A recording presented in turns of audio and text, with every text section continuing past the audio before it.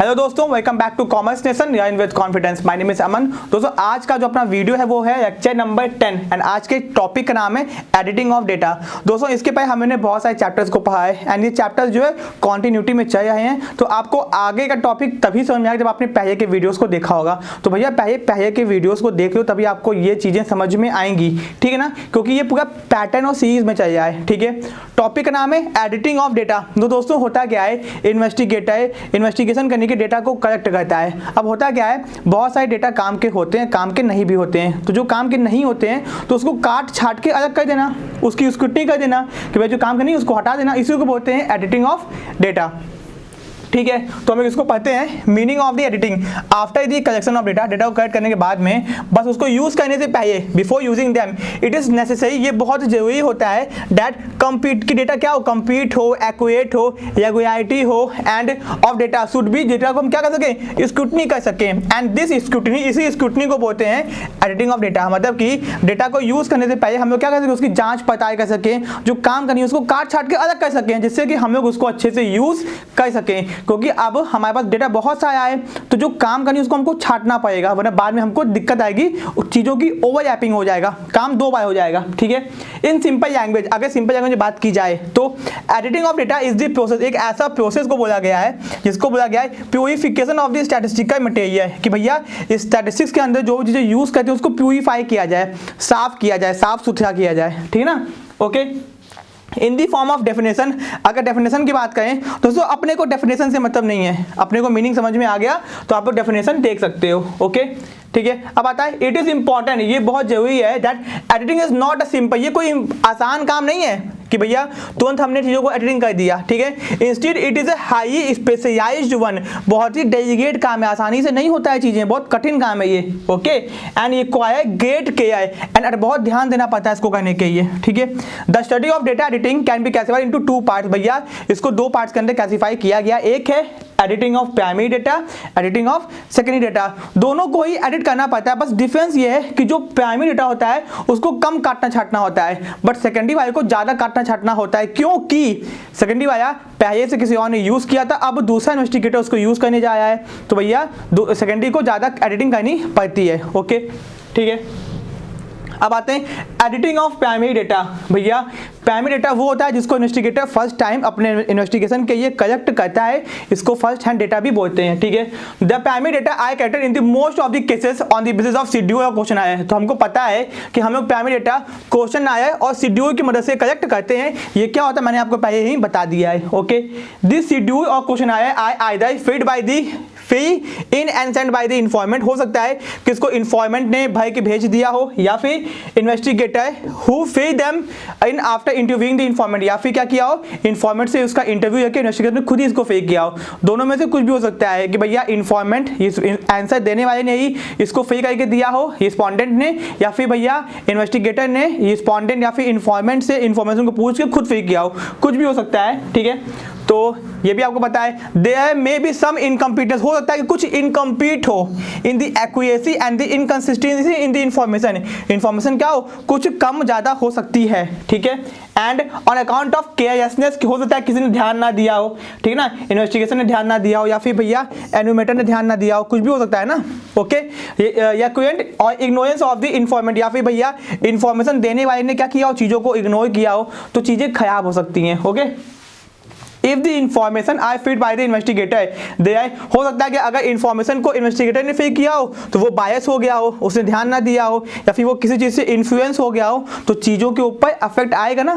ठीक है, hence there is need of proper editing, तो भैया बहुत ही जरूरी है कि प्रॉपर एडिटिंग की जाए डेटा की, उसको काटा छाटा जाए, चीजों को सही किया जाए। तो भैया तीन स्टेजेस होते हैं, 3 स्टेजेस। आप पहला क्या है, इसका नाम है, इसके अंदर 1 2 3 देखो आपको दिख रहा है। पहला है सिस्टमैटाइजेशन ऑफ कलेक्टेड मटेरियल, कि भैया आपको चीजों को हमने जो इकट्ठा किया था उसको सिस्टमाइज वे में करें, सिस्टमैटिक वे में करें। मतलब यहाँ पे देखो आपको क्या बताना चाहता है कि इन the process of collection of data, जब भी डेटा को कलेक्ट करते हैं, ठीक है ना, the mass of raw material, बहुत सारा कच्चा सामान, कच्चा data comes in without any systematic arrangement, बिना किसी सिस्टमैटिक तरीके से डेटा अपने पास आ जाता है, बिना किसी सिस्टमेटिक तरीके डेटा अपने पास आ जाता है। अब मान लो कि हमको क्या बोलते हैं पूरे बनारस के गाँव का, बनारस में जितने भी गाँव आते हैं सबके किसानों का डेटा इकट्ठा करना है, तो सबका डेटा आ गया, तो भैया आप मेरे पास रखा हुआ है, तो वो सिस्टमेटिक तरीके से नहीं है, हमको उसको सिस्टमेटिक तरीके से करना होगा अरेंज, ठीक है ना। Okay, hence the first requirement is the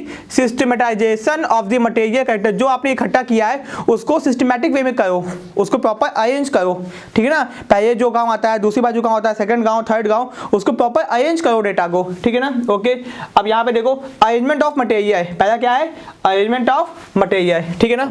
okay, तो the primary data are collected from the different sources, बहुत डिफरेंट सोर्सेज उठाते हैं, प्लेसेस हो गया, पर्सन्स हो गया, therefore first of all they should be arrange in some certain criteria, उसको किसी क्राइटेरिया के हिसाब से क्या कर दो अरेंज कर दो। एग्जांपल के तौर पे इंडिया का मैंने डेटा उठाया है, तो यूपी, बिहार, ठीक है ना, मध्य प्रदेश, ऐसे आप स्टेट वाइज क्या करो डेटा को अरेंज कर दो, ठीक है ना। इससे क्या होगा चीजें आसान हो जाएंगी।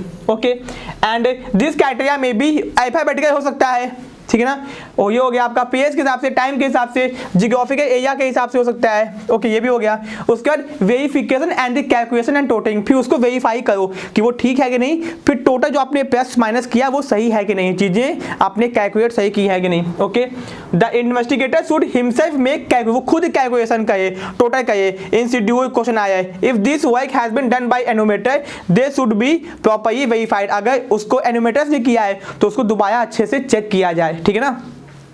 कोडिंग, अब होता क्या है, अब मान लो एक फैक्ट्री है, फैक्ट्री के अंदर अगर एक कोई चिप्स बने आए तो हो सकता है चिप्स के अंदर 4 तरीके के मसाले डाले जाए हैं, तो भैया मसालों के नाम नहीं होते हैं, उन मसालों को एक कोड दे दिया जाता है A1 B1 C1 D1। इससे होता क्या है कि चीज़ें आसानी से समझ में आ जाती हैं लोगों का। मान लो कि बोला गया भैया नमक कम है, नमक डाल दो, अगर नमक भी 3-4 टाइप के होते हैं, तो काला नमक कम है, सफ़ेद नमक कम है, तो कन्फ्यूजन होगा ना, इसलिए भैया काले नमक का एक कोड रख दो, सफ़ेद नमक का एक कोड रख दो, पिंक नमक का एक कोड रख दो, तो होगा क्या कन्फ्यूजन नहीं होगी। तो भैया डेटा कलेक्शन के टाइम पे, डेटा को क्लासीफाई करने के टाइम पे डेटा का एक कोड रख दो, A1 B1 D1 जो भी रखना है, जैसे भी आपको लगता है वैसे रख दो, तो चीजें आसान हो जाएंगी, समझने में आसानी हो जाएगी। ओके, तो it also become necessary to simplify the process of classification tabulation that code should be fixed for the various answer, हर एक आंसर के कोड फिक्स कर दो, ठीक है ना।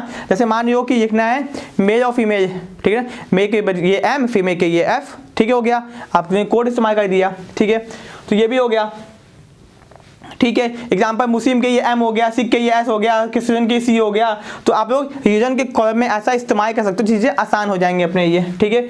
अब रीडिंग ऑफ एलिजिबल एंट्रीज, इसका मतलब ये होता है इन सम शेड्यूल और क्वेश्चन आया है द राइटिंग, ठीक है ना, may not be very clear, हो सकता है कुछ चीजें साफ साफ समझ में ना आए। ओके, तो hence the editor we have to finalise the writing of the eligible fact. कुछ चीजें आप लोग जब किसी को कॉपी करते हो ना, किसी का कॉपी देख के आप कॉपी करते होगे, कुछ आपको समझ में नहीं आता होगा, आप लोग देख के वैसे ही उतार देते होगे, क्या लिखा है पता नहीं है, बट सेम टू सेम वैसे डिजाइन बना के उतार देते होगे। होता क्या होगा कि आपको पता तो नहीं है, बट लेकिन यहाँ पे आपको उस चीज को समझ के उसको नोट डाउन करना होता है, ठीक है, ये हो गया।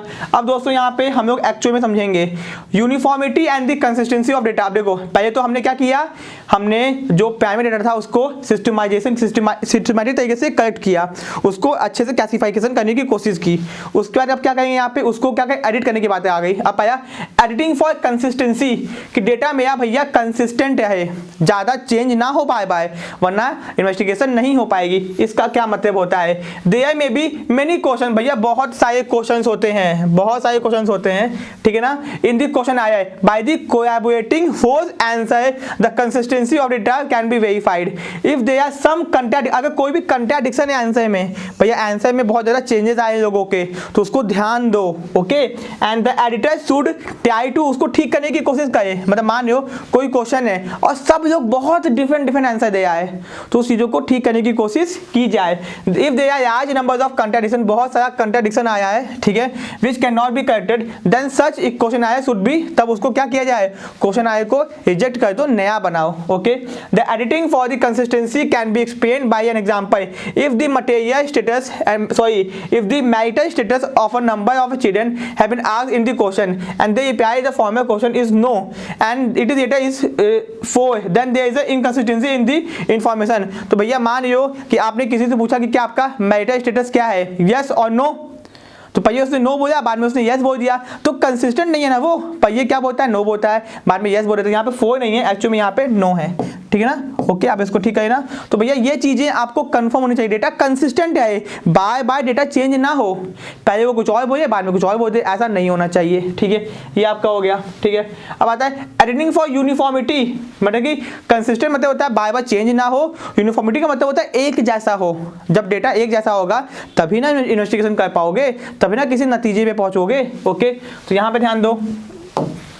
तो भैया it is also necessary before use of analysis of data they should be made uniform, उसको भैया यूनिफॉर्म करो, तभी ना हम लोग चीजों को समझ पाएंगे, ठीक है। अगर 2 फाइटर्स की जंग करवानी है तो दोनों फाइटर को पहले ट्रेनिंग तो दो, एक को ट्रेनिंग दिया ही नहीं, फाइट करवा दिया, क्या फायदा, ठीक है। For example height of a person have been asked, some person have replied in centimetre, और कुछ ने बोला भैया इंचेस के अंदर। तो भैया ऐसा नहीं होना चाहिए, या तो अगर कुछ किसी ने सेंटीमीटर में बताया, किसी ने इंच में बताया है, या तो सेंटीमीटर को इंच में कर दो, या तो इंच को सेंटीमीटर में कर दो, डेटा को यूनिफॉर्म कर दो, जिससे चीजें आसान हो समझने में, आपको बार बार कन्वर्ट ना करना पड़े, ठीक है।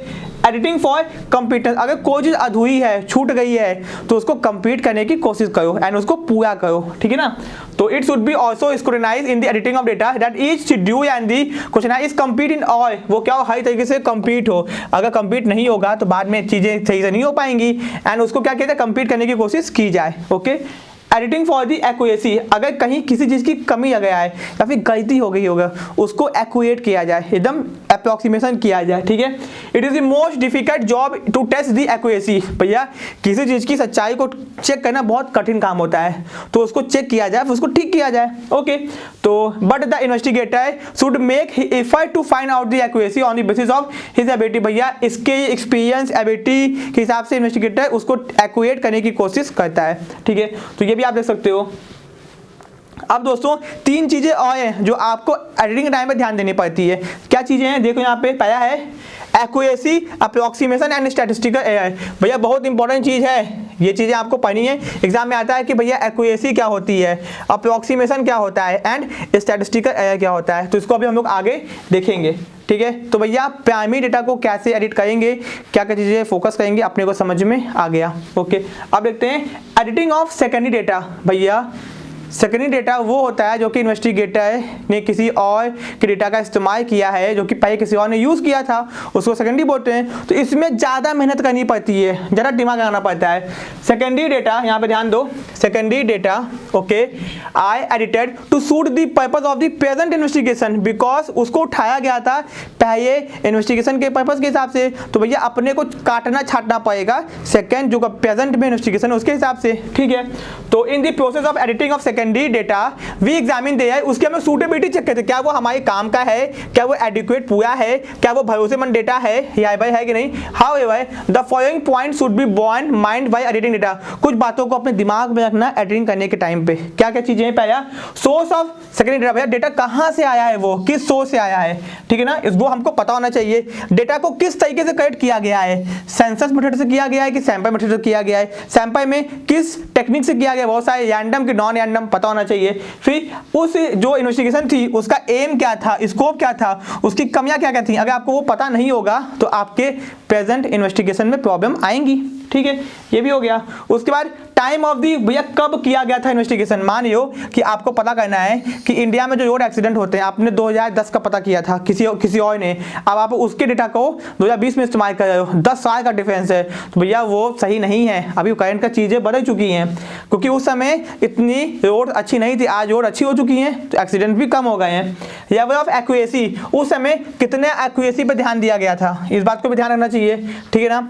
Unit of measurement of N analysis, भैया किस चीजों को यूनिट माना गया था नापने का तरीका, इंचेस लिया गया था, हाइट का, सेंटीमीटर लिया गया था, ये चीजें पता होनी चाहिए, नहीं पता है तो आपको दिक्कत आएगी। Okay, qualification and the honesty of the investigator, उस समय का जो इन्वेस्टिगेटर था वो कितना क्वालिफाइड था, उसकी क्या क्वालिफिकेशन थी, क्या भैया झोला छाप तो नहीं था, वो उसकी क्या क्वालिफिकेशन थी एंड वो कितना उसने ईमानदारी से चीजों को किया, ये पता होना चाहिए आपको। Comparison and test checking of secondary data obtain from various sources, होता क्या है कि अगर आपने किसी सेकेंडरी डेटा का इस्तेमाल किया है तो उसकी टेस्ट चेकिंग करो, बहुत जगह और चेक करो कि वहां भी डेटा सेम है कि कुछ और है। मतलब मान लो आपको पता चला कि 2010 के अंदर है एग्जाम्पल के तौर पे रोड एक्सीडेंट यूपी के अंदर क्या बोलते हैं 10,000 हुए थे, ठीक है, बट आपने किसी और रिपोर्ट के अंदर वो 15,000 के आसपास देखा डेटा, तो आपको कंट्राडिक्शन दिख गया ना। तो जो भी आपने सेकेंडरी डेटा उठाया है उसको डबल चेक करो, 3-4 जगह से चेक करो, जिससे कि हो क्या जाएगा, आपको रिजल्ट पता चल जाएगा कि कितना सही डेटा है। ओके, कंक्लूजन भैया, if this secondary data I found, अगर आपको लगता है कि वो सेटिस्फैक्टरी है, आपको लगता है कि भैया सही है और दिशा सब पॉइंट के ऊपर एंड देयर आईबीटी, देन उसको आप क्या करो, यूज करो। कितना अच्छा बात है, यूज करो, ठीक है, समझ में आ गया। अब भैया यहाँ पे देखो स्पेसिफिक फंक्शन, मैंने आपको बताया था ना कि भैया स्टैटिस्टिक्स के 3 स्पेसिफिक फंक्शन होते हैं, चाहे वो प्राइमरी डेटा की एडिटिंग हो, चाहे वो सेकेंडरी डेटा की एडिटिंग हो, भैया ये तीनों सब जगह काम आता है, ठीक है ना। Accuracy, approximation and statistical AI.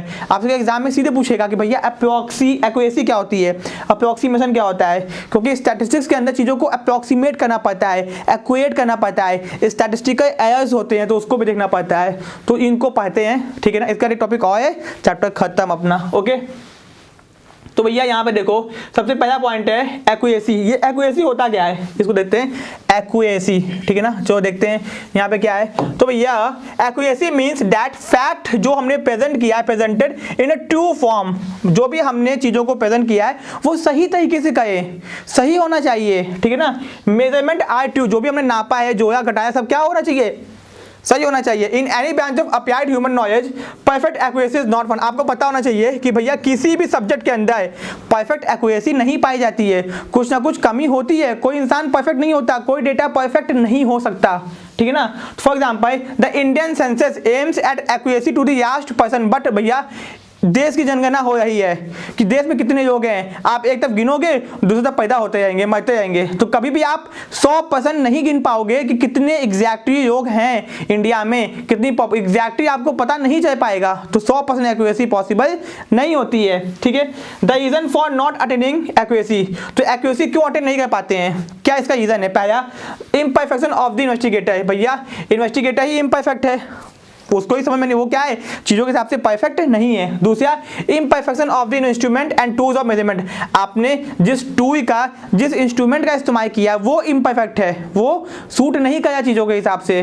भैया अगर मान सब्जी बनाओगे तो कैचू से बनाओगे ना, कि कैचू जो बड़ा वाला था उससे नहीं बनाओगे ना, छोटे बनाओगे, तो भैया जिस चीज की जहां पे यूज है उसको वैसे ही इस्तेमाल करो, तभी ना काम हो पाएगा। ओके, तो ये समझ में आ गया। अब आते हैं अप्रोक्सीमेशन के ऊपर। भैया अप्रोक्सीमेशन क्या होता है, अप्रोक्सीमेशन क्या होता है, तो देखते हैं यहाँ पे अप्रोक्सीमेशन, ठीक है। Approximation has important role in the making statistical calculation simple and the convenient. चीजों को आसान करने के लिए, कन्वीनियंट करने के लिए अप्रोक्सीमेशन करना बहुत जरूरी है। अभी समझो कि बहुत आसान टॉपिक है, ठीक है। Generally it become difficult to understand and memorise the large figure. भैया बहुत कठिन काम है कि बड़े बड़े डेटा को याद करें। 2,25,565.65 याद हो गया, ये बहुत कठिन है इसको याद करना। अब क्या किया जाए, अप्रोक्सीमेट करेंगे हम लोग। अप्रोक्सीमेशन का मतलब होता है express the actual figure into form of nearest simple and round figure. अगर मान लो कोई डेटा है तो उसको सिंपल फिगर में कर दो या फिर उसके राउंड फिगर में कर दो। सपोज कि आप मार्क्स पाए हो 79.7, तो आप लोग तो 80% पाए हो, तो आपने क्या कर दिया, समझने के लिए इसको 80% कर दिया, ठीक है ना। तो कर सकते हो, तो वैसे ही चीज़ों को अप्रोक्सीमेट राउंड ऑफ करते हैं उसके नियरेस्ट मल्टीपल के पास में। ओके, ये आपको समझ में आ गया।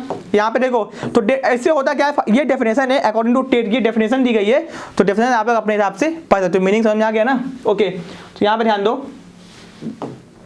ठीक है। तो भैया data should be become, data appropriate हो जाता है एनालिसिस करने के लिए, ठीक है ना। उसके बाद there should be no significant difference, कोई भी डिफरेंस नहीं आएगा नतीजे में। And the position should be understood conveniently, चीज़ों को आसानी से हम लोग समझ पाएंगे।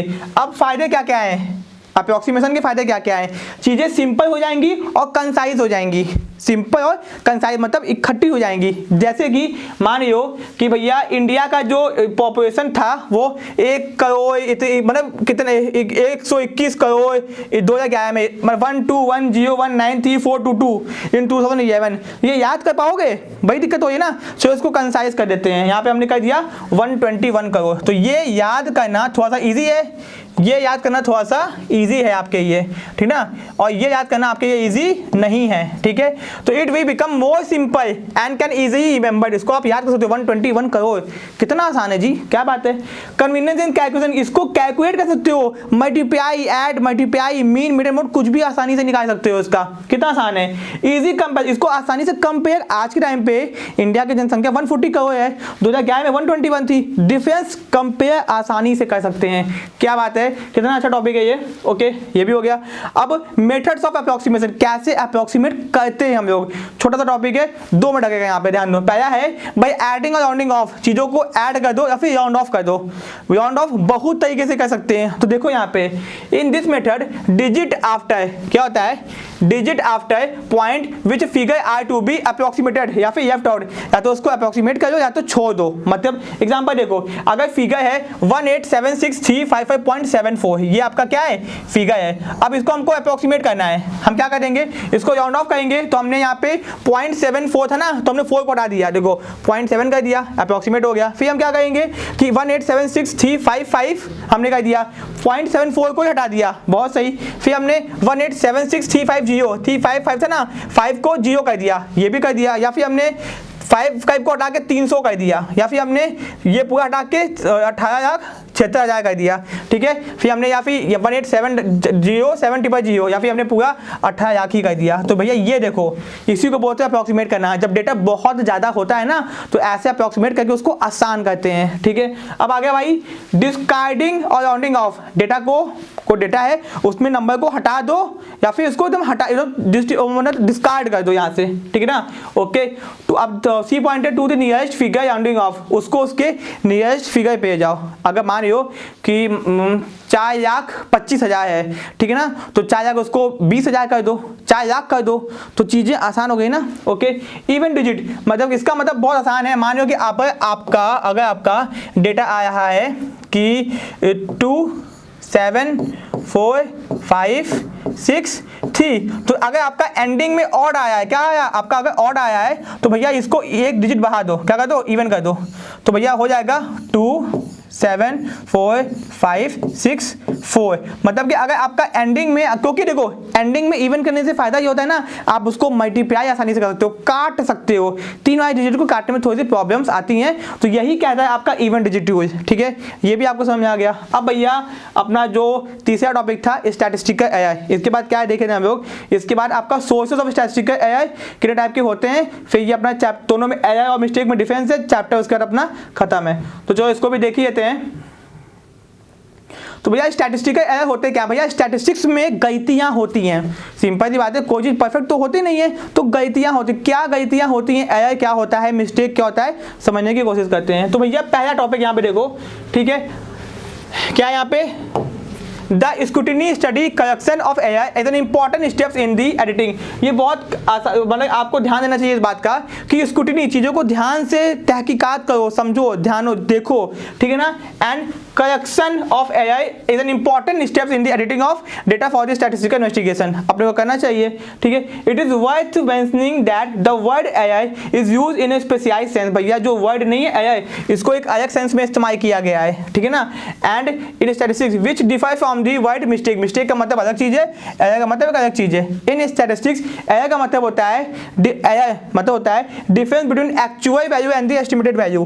भैया एक्चुअल वैल्यू और एस्टिमेटेड वैल्यू का जो डिफरेंस होता है उसी को बोलते हैं एरर। एग्जांपल के तौर पे, for example they are 1000 person in a village, एक गांव के अंदर 1000 लोग हैं, ठीक है। एंड एनोमेटर ने केवल काउंट किया 985, तो भैया जो गलती हो गई है वो 15 को काउंट नहीं करने की गलती हो गई है, इसी को बोलते हैं एरर। एक्चुअल और एस्टिमेटेड के डिफरेंस को बोलते हैं एरर। आपको समझ में आ गया होगा। तो भैया सोर्सेज ऑफ स्टैटिस्टिकल एआई, भैया कितने सोर्सेस हैं, जगह जहां से गलतियां हो सकती हैं। पहला एरर ऑफ ओरिजिन, डेटा को अगर हमने उठाने के टाइम पे गलती कर दी, डेटा को हमने उठाने के टाइम पे क्या कर दी, गलती कर दी, तो इसको बोलते हैं एरर ऑफ ओरिजिन, ठीक है। The error arising in the process of data collection, जब डेटा को उठाया और हमने क्या कर दी, गलती कर दी, गलती क्या हो सकती है? सच एआई में arises due to inappropriate definition of statistics, आपने सही से चीज़ों को समझा नहीं, जाना नहीं, परखा नहीं, या फिर हो सकता है कि इन्फॉर्मेंट क्या हो गया, बायस हो गया, या फिर इन्वेस्टिगेटर बायस हो गया, या फिर आपने डिफेक्टिव सैम्पलिंग का इस्तेमाल किया, या फिर आपने क्वेश्चनायर सही नहीं बनाया, या फिर आपने अप्रॉक्सीमेट गलत कर दिया। तो बहुत सारे कारण हो सकते हैं गलती होने के। तो डेटा उठाने के टाइम पे क्या हो सकती है? गलती हो जाती है, उसको बोलते हैं एरर ऑफ ओरिजिन। फिर एरर ऑफ इनएडुकेसी, मतलब क्या होता है? The arises due to small size of sample और इनएडुकेट इन्फॉर्मेशन। जब डेटा ही कंप्लीट नहीं होती है, जब डेटा हमारे पास कंप्लीट नहीं होता है तो गलती तो होगा ही होगा भैया, सिंपल सी बात है। एरर ऑफ मैनिपुलेशन, मतलब क्या होता है? Such AI arises in the process of analysis of statistical data. जब चीज़ों को हम लोग एनालिसिस करते हैं, समझते हैं, तो मैनिपुलेशन हो जाता है हमसे, चीज़ें गलत हो जाती हैं। किसी चीज़ को जब हम लोग समझते हैं ना, चीज़ें क्या हो जाती हैं? गलत हो जाती हैं। ओके, अब एरर ऑफ इंटरप्रिटेशन, मैनिपुलेशन हो गया, इंटरप्रिटेशन, ये चीज़ सेम है। If there is lack of, अगर एक्सपीरियंस नहीं है आपके पास में, एक इन्वेस्टिगेटर अगर एक्सपीरियंस नहीं है तो चीज़ों को समझने में, वो अपने कंक्लूजन निकालने में गलती कर देगा। तो भैया गलतियाँ होंगी तो स्टैटिस्टिकल एरर के अंदर आ गया वो, ठीक है। अब काइंड्स ऑफ स्टैटिस्टिकल एआई, कितने टाइप के स्टैटिस्टिकल एआई होते हैं? एक होता है बायस्ड, एक होता है अनबायस्ड। बायस्ड मतलब जब इन्वेस्टिगेटर या फिर रिस्पोंडेंट या फिर एनोमेटर में से कोई भी बायस्ड हो गया, प्रभावित होकर इन्फ्लुएंस्ड हो गया, तो क्या होगा? गलती, इसको बोलते हैं बायस्ड एआई। और अनबायस्ड का मतलब होता है इसका अपोजिट, जब किसी और कारण से कोई गलती हो गई, मतलब रैंडमली कोई गलती हो गई, तो उसको अनबायस्ड बोलेंगे, ठीक है। यहाँ पे देखो भैया, ठीक है, if a quantity is such that AI are tend to be in same direction, अगर गलतियां एक ही तरफ से हो रही हैं, they are said to be biased. मतलब मान लो एग्जांपल के तौर पे, अगर इन्फॉर्मेंट क्या हो गया? इन्फॉर्मेशन देने वाला बायस्ड हो गया। फिर इन्वेस्टिगेटर क्या हो गया? बायस्ड हो गया। या फिर आप, ये तो दोनों रीजन क्या है आपका? रीजन है कि भैया चीजें सही नहीं निकलेंगी, ठीक है। Defective measurement, biased AI may be due to defective measuring instrument, आपने सही चीजों का इस्तेमाल नहीं किया, सही इंस्ट्रूमेंट का इस्तेमाल नहीं किया, तो भैया होगा क्या? डेटा बायस्ड हो जाएगा। Okay, defective selection of sample, आपने सैंपल सही चूज नहीं किया, आपने जो सैंपल उठाया ना वो सही से नहीं उठाया, तो भैया ये बायस एआई के अंदर आता है, ठीक है। ओके, ये भी हो गया।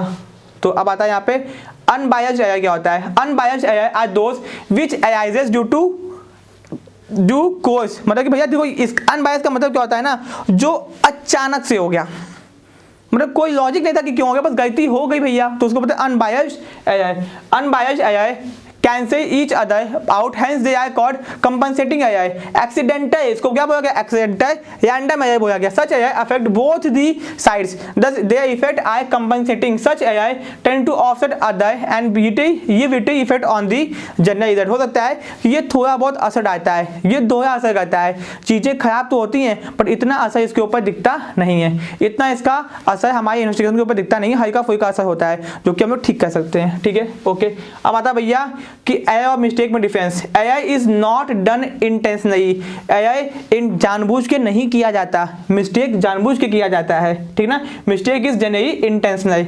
AI arises because of inadequacy, data complete नहीं हो, ठीक है, या फिर क्या बताएं स्टैटिस्टिकल मेथड हमारे इम्परफेक्ट हो, सही नहीं हो, तो भैया एरर्स होते हैं। या फिर मिस्टेक कब होता है? Mistake is committed due to ignore, जब आपने ध्यान नहीं दिया, आपने कैलकुलेशन के टाइम पे ध्यान नहीं दिया, आपने सही से चीज़ों को देखा नहीं, तो मिस्टेक हो जाती है, ठीक है। समझ में आपको आ गया? It is impossible to check an AI because it is exist in the nature of statistical investigation. भैया प्रिवेंशन, मतलब आपको ध्यान देना पड़ता है, बट ये इम्पॉसिबल नहीं है कि हम क्या कर सकें, एआई को चेक कर सकें, बस मिनिमाइज करने की कोशिश कर सकते हैं, चीज़ों को मिनिमाइज करने की कोशिश कर सकते हैं स्टैटिस्टिक्स के टेक्निक्स की मदद से। But mistake can be check, mistake को पता कर सकते हैं, ध्यान दे सकते हैं और इसको कंट्रोल भी कर सकते हैं बहुत आसानी से, ठीक है। ओके, अब एन एआई कैन बी, इसको हम लोग एस्टिमेट कर सकते हैं, and it is impossible to estimate, mistake को एस्टिमेट नहीं कर सकते हैं। State of origin, AI occur journey at a time of collection, data को कलेक्ट करने के टाइम पे, एनालिसिस करने के टाइम पे, इंटरप्रेट करने के टाइम पे ही गलतियां होती हैं, ठीक है, एरर्स होते हैं। एंड मिस्टेक में be committed at any stage, mistake कभी भी हो सकता है, एनी टाइम। तो भैया ये एडिटिंग ऑफ डेटा बहुत छोटा सा चैप्टर है और बहुत आसान भी है, आपने देखा, इसको आप आसानी से समझ सकते हो, ठीक है। दोस्तों ये चैप्टर यहाँ पे खत्म हो गया। नेक्स्ट नेक्स्ट चैप्टर है क्लासिफिकेशन ऑफ डेटा। तो हम लोग क्लासिफिकेशन देखेंगे, मेन फीचर्स, उसके ऑब्जेक्टिव्स क्या क्या होते हैं, एक अच्छा क्लासिफिकेशन क्या होता है, यहाँ पे चीज़ों को समझेंगे। फिर चैप्टर बहुत छोटा सा है अपना, खत्म हो जाएगा। फिर उसके बाद आएगा टैबुएशन, फिर फ्रीक्वेंसी डिस्ट्रीब्यूशन, फिर डायग्रामिक प्रेजेंटेशन एंड ग्राफिकल प्रेजेंटेशन, फिर अपना थ्योरी पोर्शन खत्म हो जाएगा। फिर हम लोग आएंगे अपने न्यूमेरिकल टॉपिक के ऊपर। ठीक है दोस्तों, तो अगर आपको वीडियो ये पसंद आई है, वीडियो को लाइक और चैनल को सब्सक्राइब कर देना। अगर आप लोग चाहते हो कोर्सेज को ज्वाइन करना तो दिए गए कॉन्टैक्ट नंबर पर कॉन्टैक्ट करना एंड कॉमर्स नेशन के एंड्रॉइड ऐप को डाउनलोड कर लेना। ठीक है ना।